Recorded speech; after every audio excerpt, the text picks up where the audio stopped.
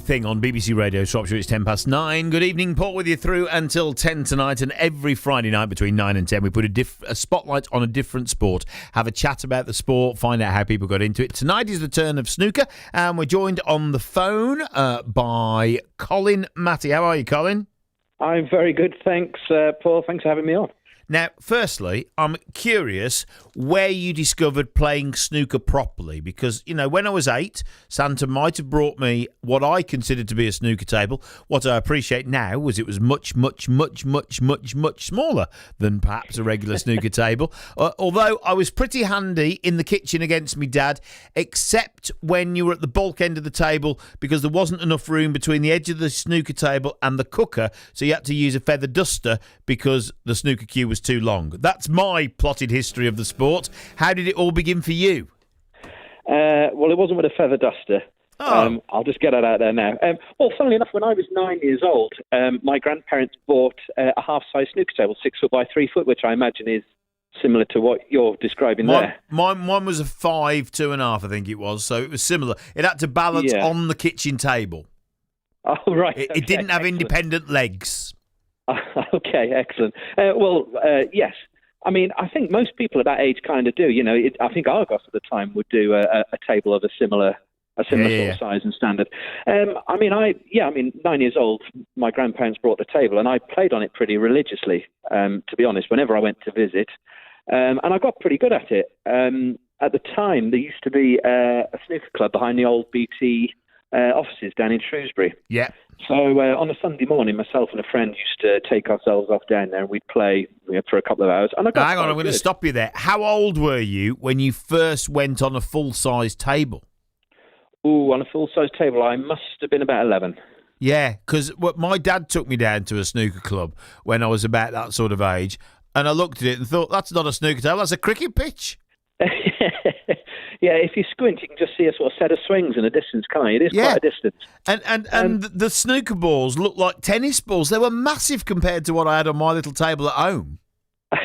Well, I also had a half-size cue as well, which had a very small tip on the end of it. Trying to hit one of the massive full-size balls around was a bit of a challenge in itself. And now, did you find that when you started playing the full-size game that you were able to maintain the ability that you'd gained on the smaller table at home, or was it like starting again? It was, to a degree, like starting again, because obviously it is an enormous table. You know, it's a 12-foot by 6-foot table, and obviously as a child as well, that seemed even bigger than what it probably is. I played quite a lot growing up. As far as actually getting into it and learning properly, I never had any coaching until many years later. And I had a conversation with my wife who said, well, why don't you just go and get somebody to teach you the game and, you know, see if you improve to a level and see whether you like it. So we got in contact with a guy called Terry Griffiths. The snooker legend, Terry Griffiths? The very same. The man. Wow. See, world champion in 79. Yeah, I was of that era. Sort of Terry Griffiths was still around. Steve Davis was the young up and coming. Alex Higgins was everybody's rock star snooker player at the time. Yeah. I mean, that's it. I mean, there were some proper characters in the game back there, and he absolutely was no different. So it was a cold November morning. Myself and my wife went to South Wales to his club, and I had my first lesson. And from there, that was it. Can you remember anything that he taught you in that lesson that you didn't know, that you were like, what? That you're supposed to do that?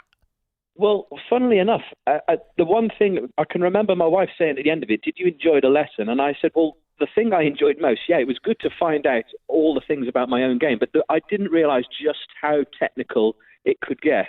Yeah. I looked at it of get a cue in your hand, put that ball onto that ball, you hope it goes in the pocket, you hope you beat your friend, and you go home. Yeah. And yet there is so much more in-depth into it that, it quite blew my mind. Because they're planning forward, aren't they? It's kind of like a game of chess where in their mind they're several shots ahead of where they think that things are going to go. Yeah, you want to be thinking at least 3 shots ahead. That way, that's going to get you a good-sized break. And it also means as well you should be thinking about where the cue ball's going. Now, before I'd had a lesson, that hadn't even occurred to me. No. It was kind of, can I get it down or not? Then we'll worry about what happens next. Everything else is, academic after that. I just wanted to make sure that I potted a few balls and that I won. But, people say, well, they make it look so easy on the TV, and of course they do, but it was about getting the understanding about what they're doing that's different that I could add to my game to look to improve.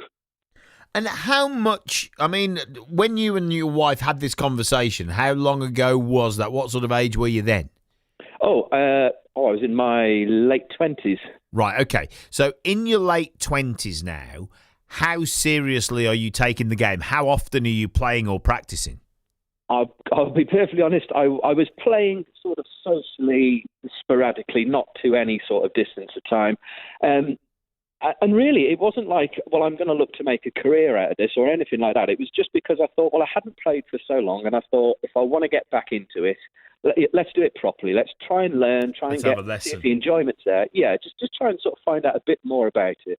I think the thing I most enjoyed about the lesson was actually learning all the things that eventually led me to become a coach.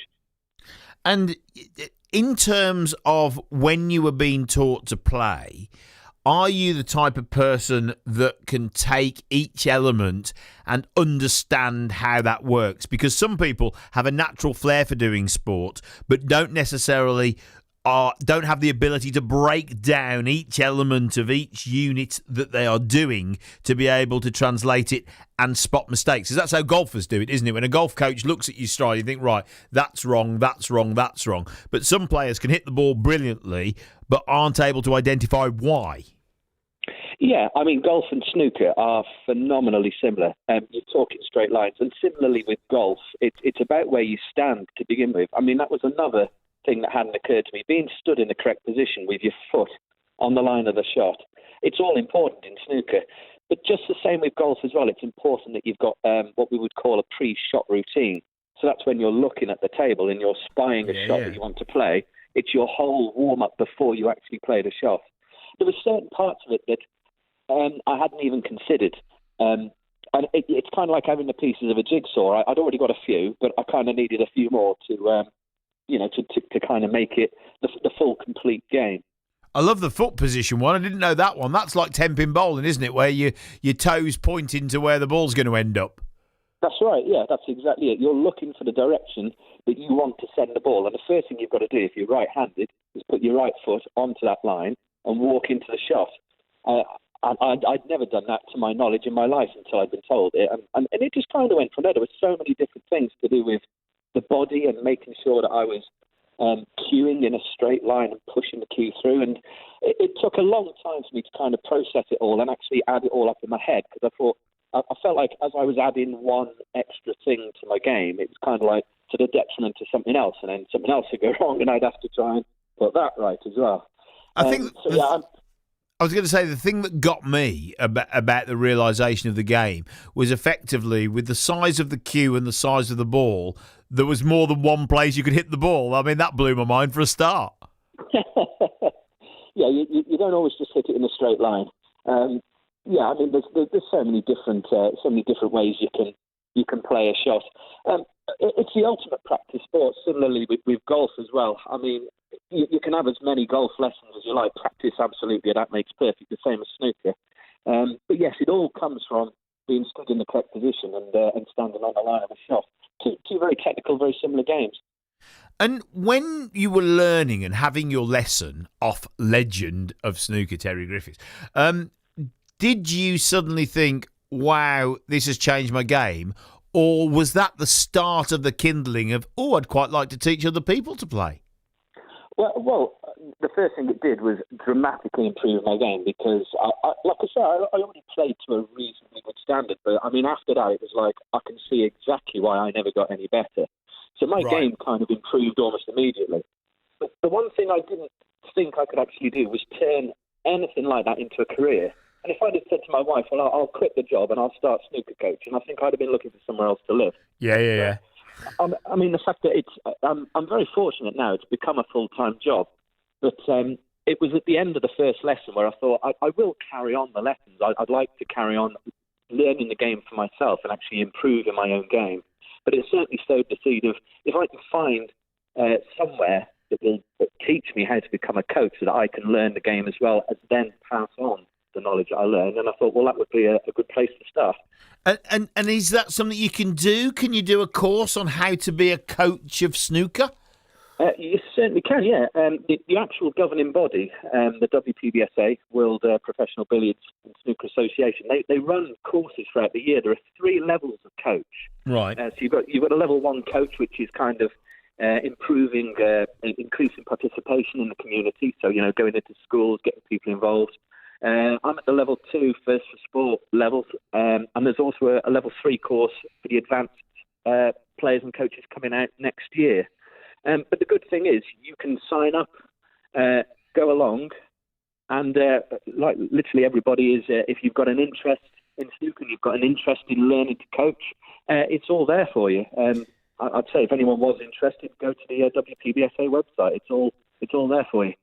And what state is the game in? And when I say that, I'm probably talking about number of participants, number of people coming through into the game, because I don't seem to notice sort of celebrity snooker players as much as I did with a child, and that's probably because the exposure when I was a kid was basically, it was on Saturday afternoons on the Beeb. It was on free-to-air telly, and my granddad sat through whatever sport they put in front of him. It mattered not. He would sit and watch it, and you kind of got into the game. I mean, my first job as about a 7-year-old was telling my granddad what colour was what on the black and white telly, because I could decipher the different shades. He was absolutely clueless. But you don't... And it might just be me because I'm not exposed to them, but are the people that are top of the game, are there as many personalities as there once was? Because I think Ronnie O'Sullivan said that the other day, or a few weeks ago, that actually the reason he's top of his game is because there's nobody coming through challenging him. Yes. Yeah, he did say that, didn't he? Yeah. I mean, to be honest, there are some characters in the game at the moment. I mean, they might not necessarily show it when they're out on the table and they've got their game face on and they're trying to win an awful lot of money. But yeah, there absolutely are the characters there. If you ever get the chance to go to a tournament and you meet the likes of Mark Selby or Neil Robertson or anything, you'll realise there's some real good fun people about in it. I think the last time I went to the live game was when they had... Do you remember when they held, I think it was the British Championships in Telford? I do, yes. I went myself. It was good. Yeah. I think that was the last time I went, and that was quite an experience because that was the first time I'd ever been in person rather than watching it on the telly, and how they have 2 games as close as they do together. You always think they're in different rooms when you're watching on the telly, don't you? Yeah, absolutely, yeah. I mean, it is quite a close environment as well. Yeah, it's totally different watching it live because they make it look really easy on the TV, but it looks even easier when you just watch when they're playing it. Yeah, absolutely. But no, just going back to your question before, you said, has it ever been in a better place, snooker? I mean, as little as 12 years ago, there was only maybe 8 or 9 televised tournaments a year. This year, there's in excess of 24, 25. So I'd say, really, with the amount of money that's been put into the sport as well, I'd say snooker really hasn't ever been in a better place than it's in now. And what about snooker clubs? Because that was a thing, wasn't it, where every town or even every village would have a snooker club of some description. Are there still an abundance of places you can play? Yeah, I mean, there are and there aren't. Sadly, a lot of the town clubs where you could just walk in as a non-member and play, I mean, they are becoming few and far between. I think you've got the one in Telford. But for the most part, in Shrewsbury, it's mainly sort of working men's clubs or bowling clubs that just sort of happen to have a snooker table. And obviously, if you're a member or you know a family member that's a member, you can go and play there. But there certainly isn't as many as there once was, and I think that's a great shame. Yeah, and I assume that would affect the ability to bring people through and kids through if they haven't got venues to go and have a go. Yeah, absolutely. Again, I mean, if you were to go on the WPBSA website, they've actually got a section called Find a Club, or Club Finder. And if you put in your address and postcode into that, it'll actually show up all the registered snooker clubs that are in your area.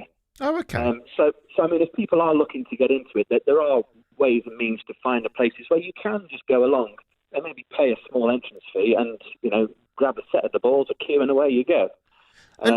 What sort of people come to you for lessons? Are they children? Are they people that have been playing for ages that want to learn to play properly? Or are they people that just want sort of a bit of help? I mean, what's your average pupil? Well, my youngest pupil is 12 and my oldest is 81. So, Okay. I mean, we're covering a huge age range there. I have quite literally people that have never picked up a cue before come and see me. They say, look, I've had an interest in cue sports, never had a lesson before, and I just want to get into it. But likewise, I have people as well that say, do you know, years ago I used to make century after century, and I just want to get back into the game. I mean, snooker is a very inclusive sport, so it doesn't matter really how old you are. It doesn't matter whether you're male, female, or anything else. If you want to get involved, you can. What's the difference in characteristics between a good 20-year-old and a good 70-year-old snooker player? I would say experience. The one thing you can't teach is experience. The other thing as well is you tend to find with youngsters coming through, they have one of two traits. They either have no fear because they've not really been beaten too much. They've always got the sort of can-do-go attitude, which sometimes works against the older people. Or you can get the ones that are older, have so much more experience, so then therefore they aren't scared of the youngsters or the people coming through. So it can really sort of work both ways. And what's the sort of middle ground? Because I think everybody has a good understanding of the bottom of the tree, which is you go to your mate, you pay a couple of quid and you hit a few balls and have a bit of a laugh on a Saturday night to pass a bit of the time, and you've got the British and the World Championships on the telly. But what about the middle bit? How does the structure work where you can play people competitively, if you like, to improve what you're doing? Well, I mean, most towns have their own sort of local leagues and things like that. You'll find a lot of the good sort of middle ground players. That's kind of where they hone their craft. I mean, in Shrewsbury at the moment, we've got two leagues, and I think there's about 25 teams or so sort of spread out over there. So, I mean, if you're a member of one of these, or if you go along and see what it's all about, that's kind of where you'll find people of all abilities, to be perfectly honest with you. I'm sure there are some there that sort of dream of breaking onto the big time and everything else. But the thing is, it's experience, really. You know, I'd say if anybody was looking to get into snooker, definitely go and get a coach. And if you're in Shropshire, come and see me. You are the man. Because I will point you in the right direction and introduce you to like-minded people. But absolutely, the best thing you can do is get involved, go and play against these people, see if they'll let you sign up for a team, and just kind of watch your game grow. And is pool a threat to snooker, or is it a way of feeding people into the game? I mean, for me, the two games are. I mean, they're similar in as much as a cue sport, but they are different to an extent. Pool's obviously a game that anyone can play. If you go to a pub or even some restaurants nowadays, there will be a pool table in the corner, and you put your 50p in, and away you go. I think it's quite good as well for children learning on a pool table. That can sometimes get a few more better results, because obviously it not being quite so big and everything else. So I think getting children involved in pool would be a good thing as well. Obviously, the skills are transferable as well. So, if you're looking to improve your pool, go and get snooker lessons. It's certainly along the same sort of lines. But yeah, I wouldn't suggest it was a threat. But it would be good to see the 8-ball pool making a big return. I remember back in the day, it used to be on Sky Sports. And the World Pool Championship. There was a time where there was quite a bit of money in it, because there was a fair few ex-snooper champions got into it around that time, didn't they? Absolutely, yeah. I mean, I think the most famous of that would have been Steve Davis. Steve Davis and Jimmy White, I think. Yeah, and Jimmy White, yeah. They played, obviously, in the Moscone Cup. That was a 9-ball pool, of course. But, yeah, again, a very similar sport. Obviously, as ex-snooker players, people say, well, they must have a massive advantage because, playing on a smaller table now, it must be a lot easier. But it's the same sort of pressure. You're playing against people for whom that's their career, that's their life. So it doesn't necessarily give them that advantage. And how busy is a snooker coach? So do you spend time, X amount of hours per week delivering lessons, And is there a situation where, I don't know, say I was one of your students and you were coaching me and I got to play in tournaments, do you go along to the tournaments? Do you kind of help point them out? Or how does that journey of a coach, where does the attachment end and start, or begin and end, I suppose? Well, there's two types of people. There are people that come to me for lessons that don't really want it sort of publicised and their friends finding out they're having lessons. Right, I know them. Yeah. And then there are some that say, can you come with me everywhere? Can you sort of stand in my corner, talk to me, tell me what I'm doing right and wrong? And I'm more than happy to do that. You know, I will talk about snooker 24 hours a day, and if I could coach it 24 hours a day, I would. Like I said, at the moment, I'm very lucky I'm full-time, and I've got so many different people of different abilities who are all looking to improve. I would say as well, I'm hoping that obviously it gets bigger, more interest. When it starts becoming on the TV a lot more often, I would see a lot more of a pickup in trade round about the sort of World Championship times or the UK Championship. Yeah. There's usually a good 2 weeks coverage on the BBC, and that can always kind of, it's a bit like they say you can't get on a tennis court when Wimbledon's on. Yeah. Absolutely. It does motivate people. I can remember that, you know, when the Snooker World Championships was on at home, you can guarantee that my snooker table would be set up in the kitchen and I'd find a waistcoat from somewhere to have a go and to. Now, next question and last question, I'm going to leave you with this. How many people have you coached to a standard where they're good enough to beat you? Was that the sound of a can of worms opening, Paul? I think it might be. I'll be honest with you, there's quite a few that I do coach that I think to myself, if they said at the end of the lesson, should we just have a game, that I might kind of just say, oh, is that the time? I think I might have another lesson to go to. Yeah, there's two ways of looking at it, isn't there? There's one, in fact, oh, well, I'll let you win, you know, boost your confidence and help me out a little bit here. But also, there must be a great sense of pride if you have given the skills to somebody to then be better at the game than you are. Yeah, I put it down to the excellent coaching. Yes, to be exactly. Honest, if they're good enough to beat me, then somebody must have taught them pretty well. Yeah, exactly. Well, it's been an absolute pleasure talking to you, Colin. I've learned absolutely shed loads. If people want to find out a little bit more or get involved, or somebody's listening and going, by Jove, I think I'll have a lesson, how do they get hold of you? They go to colinmattysnookercoaching.com. That's my website. Fill out the form there. Or if they're on social media, I'm on Facebook. So just type in Colin Matty, Colin Matty Snooker Coaching. Yeah, absolutely anybody of any age, any gender, doesn't matter who you are, what you are, get involved. Happy days. What colour chalk do you use? I use the very cheap green chalk. The cheap green, because there's a blue, isn't there? Then there's like a turquoisey green thing going on, and then sometimes they have these red ones at these crazy far out venues. Yeah, because I refuse to pay for it, I use the cheap green chalk, and that does me good. Fantastic. It's been a pleasure talking to you, Colin. Thanks ever so much for joining us and talking snooker on the show tonight. You too. Thanks, Paul. Thanks. Take care, mate. Bye-bye.